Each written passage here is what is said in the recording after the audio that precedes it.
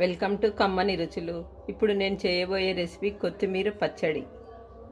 ఇప్పుడు స్టవ్ వెలిగించుకొని ఒక గిన్నె పెట్టుకోవాలి. ఇప్పుడు అందులో ఒక టేబుల్ స్పూన్ ఆయిల్ వేసుకోవాలి.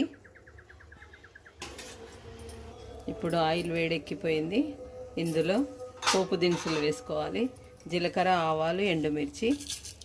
ఇప్పుడు 10 వెల్లుల్లిపాయలు చిన్న ముక్కలుగా కట్ చేసుకొని వేసుకోవాలి. ఇలా కట్ చేసుకుంటే ఫ్లేవర్ మంచిగా వస్తుంది. ఇప్పుడు ఇందులో 1 టేబుల్ స్పూన్ అల్లం వెల్లుల్లి పేస్ట్ వేసుకోవాలి. అల్లం వెల్లుల్లి మంచిగా ఫ్రై అయిపోయింది.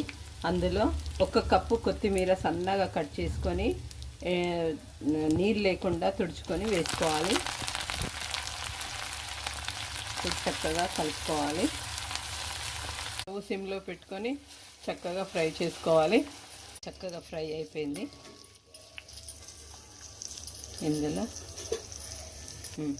ఇందులో 2 టేబుల్ స్పూన్ల కారం పొడి వేసుకోవాలి. 1 టీ స్పూన్ కారం పొడి వేసుకోవాలి.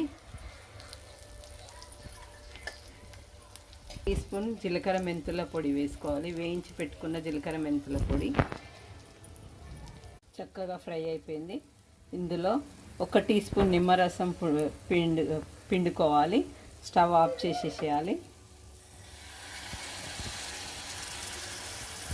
నిమ్మరసం పిండిన తర్వాత చక్కగా కలుపుకోవాలి.